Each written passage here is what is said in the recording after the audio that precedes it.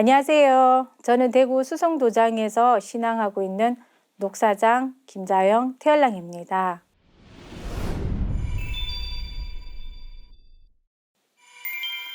저는 조금 특별하게 상제님 진리를 만나게 됐는데요. 친한 친구에 의해서 우연찮게 도장을 방문하게 됐어요. 그 친구는 고등학교 동창인데요. 어느 날 정산도 도장에 꼭 가보고 싶다고 같이 가자고 했어요. 친구가 정산도 홍보하는 곳에서 이것이 계백이다라는 책을 대여해서 읽고 있었어요. 도장에 가보고 싶은데 혼자 가기가 그런데 같이 가보지 않을래? 라고 해서 함께 가게 되었어요. 처음 도장을 방문해서 상제님을 뵙는 순간 어릴 때 다급하면 찾았던 하느님이 생각났고 기도를 하면 기도대로 소원을 들어주셨던 하느님을 여기서 뵙는구나 라는 내 추억이 떠오르면서 진리를 스폰지처럼 받아들였고 의심의 여지도 없이 입도를 하게 됐답니다. 저는 어릴 때 신앙이 없었지만 위급하고 다급할 때 저도 모르게 하느님께 기도했던 기억이 납니다. 하나님, 뭐뭐하게 해주세요. 이런 기도를 하면서 여러 번 기도가 이루어졌던 기억을 가지고 있기 때문에 특별한 신앙이 없었지만 커서도 하느님이 계신다고 생각하고 있었어요. 그런 와중에 친구에게 이끌려 우연찮게 상제님을 딱 만나게 된 겁니다. 가족은 남편을 포함해서 세 식구인데요. 가족 모두 신앙을 하고 있고요. 딸은 청소년 포교부 성직자입니다. 신앙하면서 가장 즐거웠던 경우를 소개한다면 딸이 커서 성직자가 된 게 참 기뻤습니다. 2005년 딸이 8살이 되어 입도한 날도 참 기뻤고 8살 꼬마가 어느덧 23살이 되어 성직자의 길을 가는 모습을 볼 때 참 대견스럽게 보였습니다.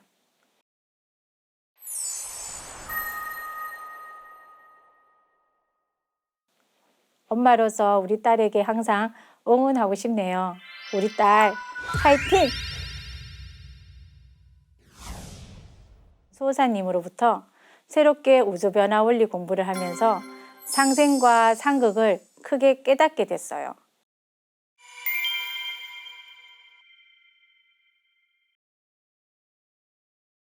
또한 신앙하면서 진리 공부의 즐거움도 빼놓을 수 없는데요. 2년 전 새로 부임하신 수호사님으로부터 새롭게 우주변화 원리 공부를 하면서 상생과 상극을 크게 깨닫게 됐어요. 상극의 극이 상생이다. 이 문구가 저의 가슴과 머리를 치면서 상생과 상극을 제대로 이해하게 됐답니다. 저는 살면서 경제적인 문제로 많이 힘들었는데요. 그럴 때마다 다른 사람들은 잘 사는데 나는 왜 이렇게 힘들지? 하며 고통스러운 세월을 보냈는데요. 그런데 세월이 흐르고 또 흘러서 저 나이가 먹다 보니까 나를 되돌아보는 계기가 되었어요. 내 자신이 많이 성숙됐다는 것을 알게 된 거죠. 그 힘들고 어려웠던 순간이 나를 성숙시켜주는 밑거름이 되어서 이제는 많은 것을 이해하고 포용하고 사람들을 잘 다독일 수 있는 그런 모든 것들을 받아들일 수 있는 계기가 됐답니다.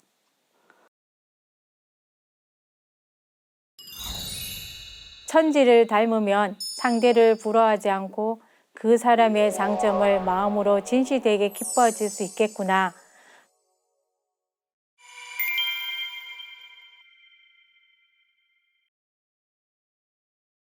도장에 포교를 아주 잘하는 분이 계셨어요. 저는 포교에 대한 열망이 커서 그런지 그분이 너무 부러웠어요. 자꾸 그 도생미만 보면 우울해지면서 제 자신이 점점 작아지는 것 같았어요. 그러다가 제 마음을 영영 잃어버릴 것 같아서 수행을 하게 된 거예요. 그러다가 우연찮게 편 도전 성구 말씀이 있는데 그게 2편 90장이에요. 저에게 큰 위안과 용기를 준 말씀입니다.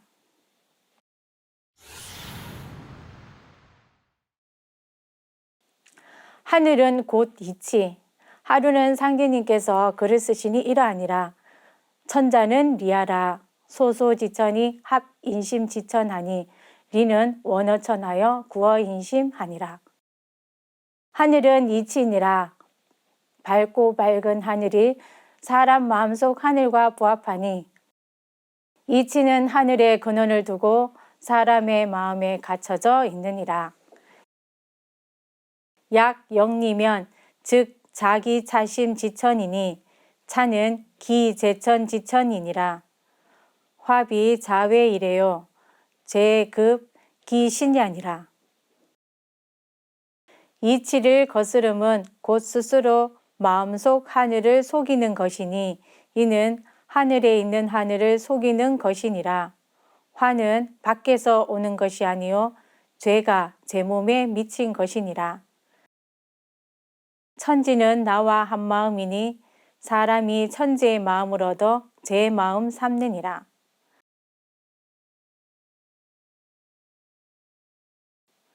밝고 밝은 하늘이 사람 마음속 하늘과 부합하고 천지는 나와 한 마음이기 때문에 사람은 누구나 천지와 한 마음 될 수 있다는 생각이 들었어요.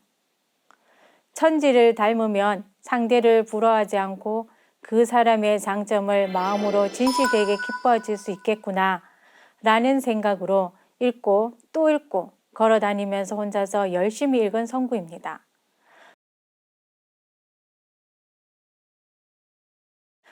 그때서야 정성수행 중 보았던 모습이 이 순간을 위해서 준비해 주셨구나.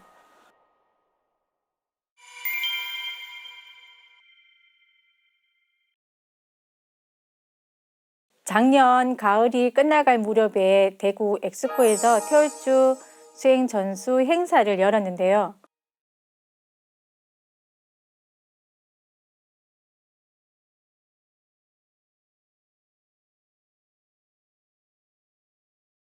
그때 신기한 체험을 한 게 있어서 잠시 소개해 드려 갑니다. 행사 성공을 위해서 도장에서 정성 수행을 해오고 있었어요. 행사 있기 전날 도장에서 수행을 하는데 눈앞에 엑스포 행사장이 보이면서 무대에 흰옷을 입은 할아버지께서 팔을 들어 원을 그리시는 모습이 보였어요. 그 모습을 보고 저는 행사장에 기운을 넣어야 되겠구나 하는 생각으로 열심히 토일줄 도공을 했어요. 그리고 행사 당일 아침에 도장에서 재물지성을 모시는데 장군 신명들이 우르르 몰려왔어요. 너무 많이 몰려오니까 어떤 분이 통제해서 각 신단 앞에 한 분씩만 무릎을 꿇게 하고 나머지 분들은 밖으로 내보내시는 거였어요. 그리고 상계님 신단에 손만 보인 분이 계셨는데 그분 손에는 수육을 쥐고 계셨거든요. 근데 그분은 그 수육을 높으신 장군 신명님께 드렸고 그 장군 신명이 맛있게 드시니까 각 신단에 앉아 계시던 장군 신명님들도 같이 고기를 맛있게 드셨어요. 그리고 그날 오후 행사가 시작되었어요. 엑스코에서 행사가 시작되고 종도사님께서 태울줄 읽으니 신기하게도 도장에서 수육을 드신 장군 신명님들이 들어오는 게 제 눈에 보이기 시작했어요.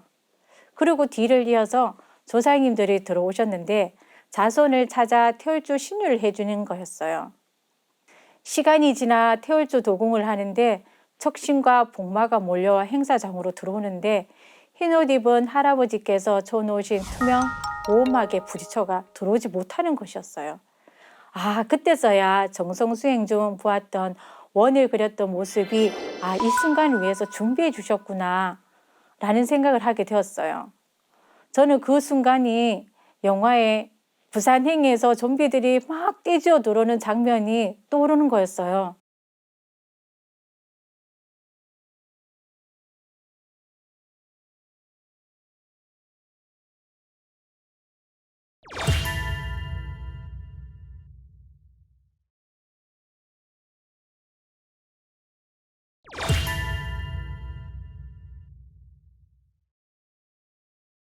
겁도 살짝 났지만 그날 참석한 사람들은 할아버지께서 쳐놓으신 보호막 속에서 기운이 똘똘 뭉쳐지는 멋진 도공을 했답니다. 종도사님께서 환단고기 책을 말씀하실 때 나는 환이다, 우리는 환이다 라고 외치실 때 그 말씀을 듣고 가슴이 막 벅차고 눈물이 났어요. 내 마음에 대한 갈급증이 이 한마디로 다 정리가 되었답니다. 모든 사람은 광명의 인간, 환이 될 수 있는 바탕을 가지고 태어나기 때문에 누구나 환이 될 수 있다는 건데요. 나는 환이다, 우리는 환이다 이렇게 외치니까 제 자신이 벌써 광명의 인간이 된 것처럼 자신감이 생기고 용기가 났답니다. 저는 2020년 경자년을 맞이하여 태알랑 12기 교육 프로그램에 참석하고 있어요. 근데 이 교육을 통해서 그동안 제가 공부했던 진리를 세계 있게 정리도 하고 다듬어도 보고 좀 더 상제님 전에 가까이 갈 수 있는 당당한 신앙인이 되고 싶어서 왔답니다. 그리고 나는 환이다, 우리는 환이다 라고 외쳤듯이 도전과 태상종도사님 그리고 종도사님 말씀을 통해서 광명의 인간이 될 수 있도록 노력하고 실천하는 일꾼이 되겠습니다. 보은.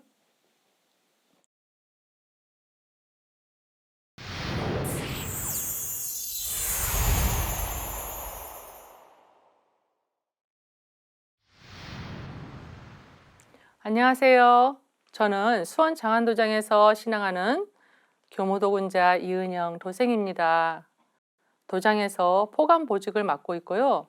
직업은 수학 강사이고 남편과 두 아이와 같이 신앙하고 있습니다.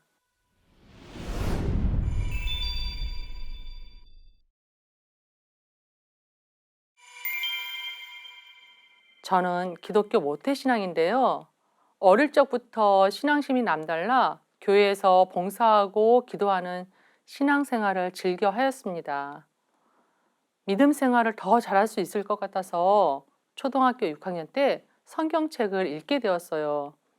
그런데 성경책을 읽으면서 오히려 기독교에 대한 의문들이 많이 생기기 시작했는데요. 남자 갈비뼈 하나로 여자를 만들었다는 거. 질투의 신 하느님이 사랑을 말할 수 있는 건지, 위대한 위인들이 예수를 안 믿었다고 지옥에 있다는 거, 바벨탑에 의해 세계 언어가 다 갈리고 노아 홍수로 세계가 다 멸종되어서 노아 방주에 탄 인간들로 세상이 다시 시작되었다는 것 등 도덕책이 더 좋은 이야기들로 가득한데 굳이 남의 역사책 같은 성경책을 왜 믿어야 하는지 수많은 의문들이 생기기 시작했는데요. 그 질문들을 그 누구도 해결해 주지 못했어요. 그리고 기독교의 교리는 시대마다 다 재해석되어 왔고 수많은 파로 나뉘어 교리 해석이 다르다는 것을 알게 되었습니다.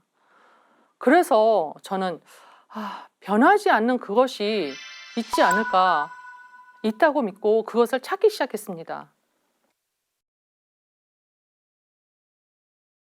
물질 말고 어떤 가치, 그것은 무엇일까 계속 찾았습니다.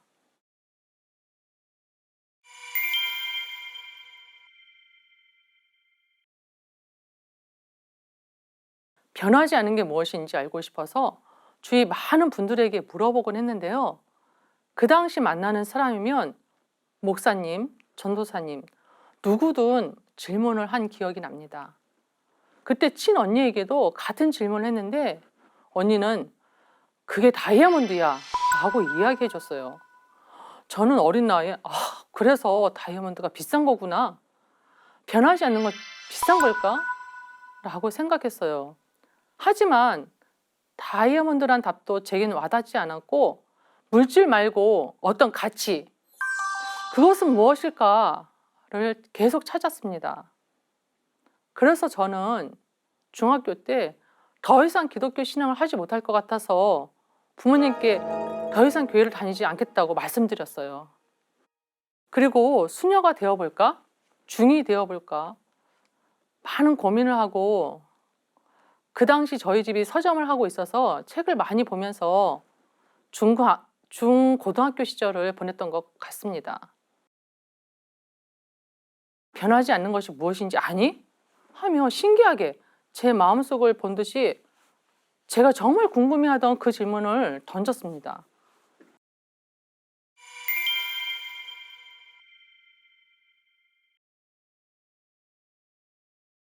대학 입학하기 한 달 전 건국대 연못가위 잔디에서 친구와 과자를 먹으면서 이야기를 하고 있었는데 어떤 사람이 말을 걸어왔어요.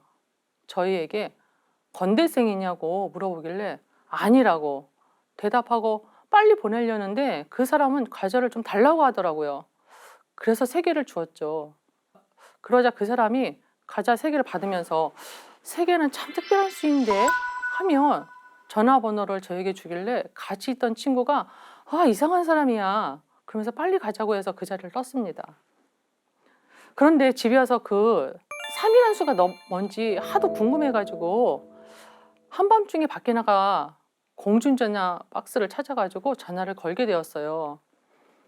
그 다음날 전화번호를 준 그 사람과 만나게 됐는데요. 그 사람은 대순진례를 다니던 사람이었습니다.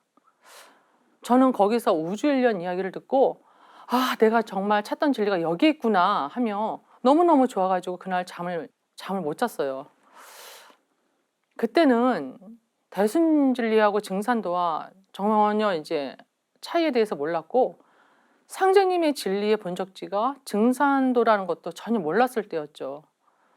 그리고 대학교에 입학하면서 학교에도 도인이 있을 것 같아서 같은 과 선배들에게 도인이 있으면 소개해달라고 했습니다. 그러자 선배가 아이고 우리 과에 그런 사람이 있다면서 소개를 해주겠다는 거예요. 그것이 바로 증산도를 만나게 된 계기가 되었어요. 선배가 소개해준 사람은 대순진리의 사람이 아니고 증산도를 신앙하는 선배였습니다. 그 선배는 저를 보고 첫마디가 변하지 않는 것이 무엇인지 아니? 하며 신기하게 제 마음속을 본 듯이 제가 정말 궁금해하던 그 질문을 던졌습니다. 그리고 변한다는 것이 변하지 않아. 그 변하는 틀이 생정염장이야. 그리고 그게 자연섭리고 그게 도야. 하면서 진리에 대한 열광을 3시간 가까이 해주었어요. 진리에 대한 이야기를 들으면서 잠시 대순진리를 제가 거쳐왔지만 내가 진짜 바른 길로 왔구나 하는 생각을 들었습니다. 그 이후 틈틈이 진리 공부를 했고 드디어 증산도에 입도하게 되었어요. 기쁨과 슬픔을 통해 사람은 인생을 단련하고 성장한다는 것을 깊이 느끼게 되었습니다.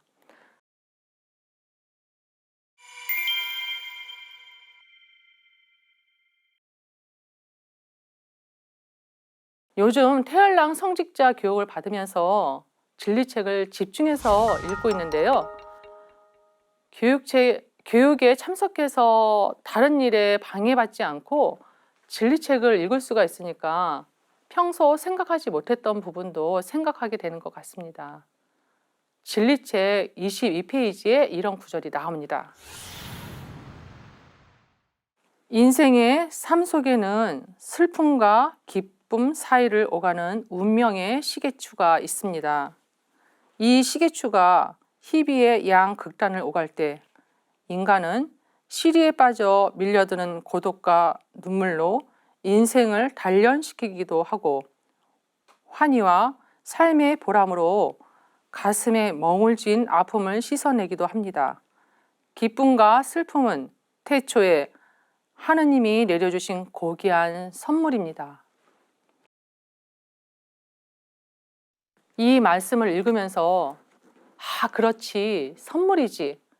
하나님이 내려주신 선물.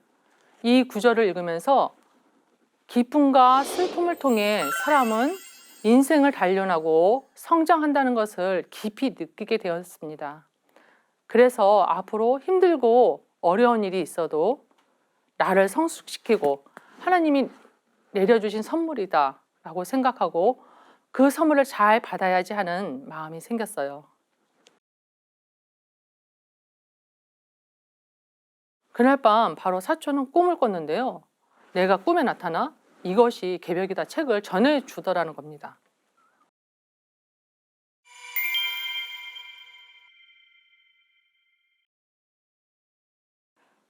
제가 포기는 많이 못했지만 그동안 진리를 전한 이야기를 좀 해드리려고 하는데요. 첫 번째는 중학생에게 진리를 전한 이야기입니다. 저는 수학과외를 하고 있는데요. 중학교 2학년 학생 첫 수업하던 날, 그날 그 집을 들어서는데 저승사자가 있는 것 같고 죽음의 기운이 막 느껴졌어요. 그때 당시 저는 체험도 잘하고 기운도 잘 느꼈거든요. 첫 수업이지만 그날 그 학생에게 부모님에게 이야기를 해서 이사를 빨리 가라고 말하게 되었는데 알고 보니 학생 어머니가 이미 암으로 투병 중이었던 거예요. 그 이후에 그 학생과 많은 진리 이야기야 인생 상담을 하면서 그 학생을 상제님 신앙의 길로 인도했고요. 또 하나는 제 사촌을 입도시킨 경우인데요. 대학 입학을 앞둔 고3 겨울방학 기간이었는데 사촌은 이치적으로는 증산도 진리가 다 이해가 가는데 마음으로는 느껴지지 않는다고 입도를 미루고 있었어요. 그래서 제가 사촌의 정신을 깨우기 위해 체험을 하게 해주겠다고 하면서 꿈에 내가 책 들고 찾아가겠다고 했습니다. 그날 밤 바로 사촌은 꿈을 꿨는데요. 내가 꿈에 나타나 이것이 개벽이다 책을 전해주더라는 겁니다. 그 꿈을 꾼 사촌은 너무 신기하게 생각했지만 한편으로는 인정하지 않고 그 꿈이 자신이 입도할 꿈이 아니고 그냥 꾼 거라고 하면서 한 번 더 나타나면 입도하겠다고 하더라고요. 그리고 그날 사촌은 또 꿈을 꾸는데요. 이번에는 순두한 남편의 고모, 그러니까 사촌에게는 사촌 언니가 되는데 고모가 꿈속에서 나타나 진리서적을 전해줬다는 거 합니다. 참 신기하죠? 신도에서 사촌을 입도시키려고 그렇게 움직인 거죠. 그래서 입도를 미루던 사촌은 마침내 입도하게 됐습니다. 종도사님의 마음이 조금이라도 느껴지니까 제 자신도 신앙에 대해 더 성찰하는 계기가 되었습니다.